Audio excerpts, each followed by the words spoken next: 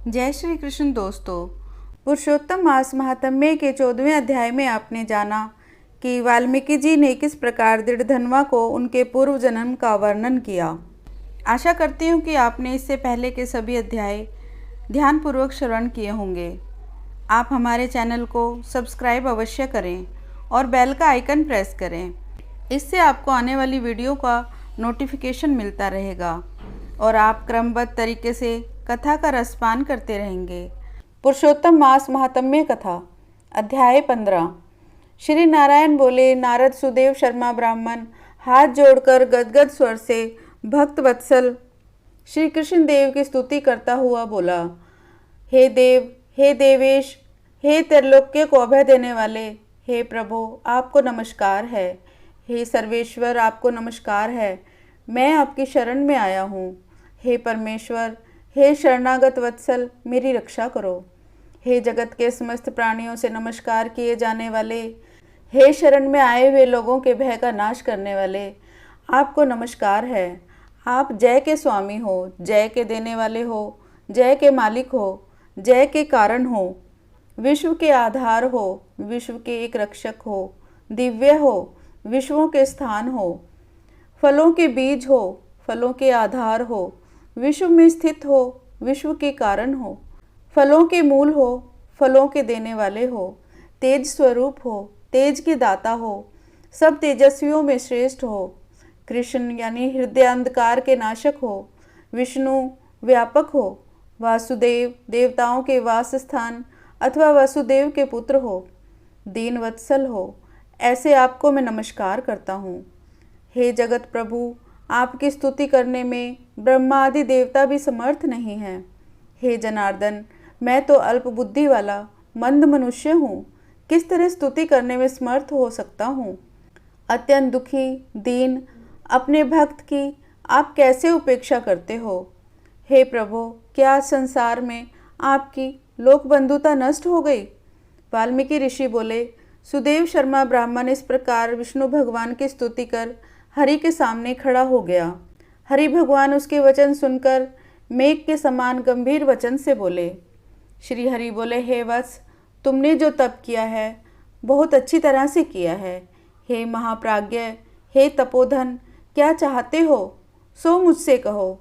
तुम्हारे तप से प्रसन्न मैं उस वर को तुम्हारे लिए दूंगा, क्योंकि आज से पहले ऐसा बड़ा तप किसी ने भी नहीं किया है। सुदेव शर्मा बोले, हे नाथ, हे दीन बंधो, हे दयानिधे, यदि आप प्रसन्न हैं तो हे विष्णु, हे पुराण पुरुषोत्तम, कृपा कर आप मेरे लिए सत्पुत्र दीजिए। हे हरे, पुत्र के बिना सूना यह गृहस्थ आश्रम धर्म मुझको प्रिय नहीं लगता। इस प्रकार हरि भगवान सुदेव शर्मा ब्राह्मण के वचन को सुनकर बोले। श्री हरि भगवान बोले, हे द्विज, पुत्र को छोड़कर बाकी जो न देने के योग्य है उनको भी मैं तुम्हारे लिए दूंगा, क्योंकि ब्रह्मा ने तुम्हारे लिए पुत्र का सुख नहीं लिखा है। मैंने तुम्हारे भाग्य में होने वाले समस्त अक्षरों को देखा, उसमें 7 जन्मों तक तुम्हारे पुत्र का सुख नहीं है। इस प्रकार वज्र प्रहार के समान निष्ठुर हरि भगवान के वचन को सुनकर जड़ के कट जाने से वृक्ष के समान वह सुदेव शर्मा ब्राह्मण पृथ्वी तल पर गिर गया। पति को गिरे हुए देखकर गौतमी स्त्री अत्यंत दुखित हुई और पुत्र की अभिलाषा से वंचित अपने स्वामी को देखती हुई रुदन करने लगी।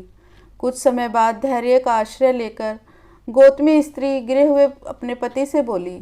गौतमी बोली, हे नाथ, उठिए उठिए, क्या मेरे वचन का स्मरण नहीं करते हैं। ब्रह्मा ने हमारे भाग्य में जो सुख दुख लिखा है वह तो मिलना ही है। रमानाथ इसमें क्या करेंगे। मनुष्य तो अपने किए कर्म का फल भोगता है। अभागे पुरुष का उद्योग मरणासन पुरुष को औषध देने के समान निसफल हो जाता है। जिसका भाग्य प्रतिकूल है उसका किया हुआ सब उद्योग व्यर्थ होता है। समस्त वेदों में यज्ञ, दान, तप, सत्य, व्रत आदि की उपेक्षा हरि भगवान का सेवन ही श्रेष्ठ कहा है, परंतु उससे भी भाग्य बल श्रेष्ठ है।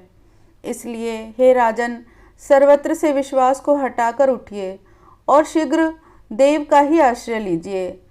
इस प्रकार उस गौतमी के अत्यंत शोक से युक्त वचन को सुनकर दुख से कांपते हुए गरुड़ जी भगवान विष्णु से बोले। गरुड़ जी बोले, हे हरे, शोक रूपी समुद्र में डूबी हुई उस ब्राह्मणी को उसी तरह नेत्र से गिरते हुए अश्रुधारा से व्याकुल ब्राह्मण को देखकर, हे दीनबंधो, हे दया सिंधो, हे भक्तों के लिए अभय को देने वाले, हे प्रभु, भक्तों के दुख को नहीं सहने वाले, आपकी सहज आज दया कहाँ चली गई। आप वेद और ब्राह्मण की रक्षा करने वाले साक्षात विष्णु हो। इस समय आपका धर्म कहाँ गया। अपने भक्त को देने के लिए 4 प्रकार की मुक्ति आपके हाथ में ही स्थित कही गई है। अहो, फिर भी आपके भक्त उत्तम भक्ति को छोड़कर चतुर्विध मुक्ति की इच्छा नहीं करते हैं और उनके सामने 8 सिद्धियां दासी के समान स्थित रहती हैं।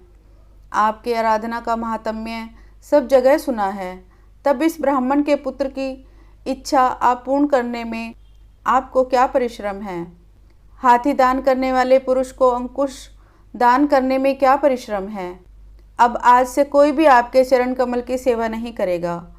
जो पुरुष के भाग्य में होता है वही निश्चय रूप से प्राप्त होता है। इस बात की प्रथा आज से संसार में चल पड़ी और आपकी भक्ति रसातल को चली गई, अर्थात लुप्त हो गई। तब हे नाथ, आप करने तथा ना करने में स्वतंत्र हैं। यह आपका सामर्थ्य सर्वत्र विख्यात है।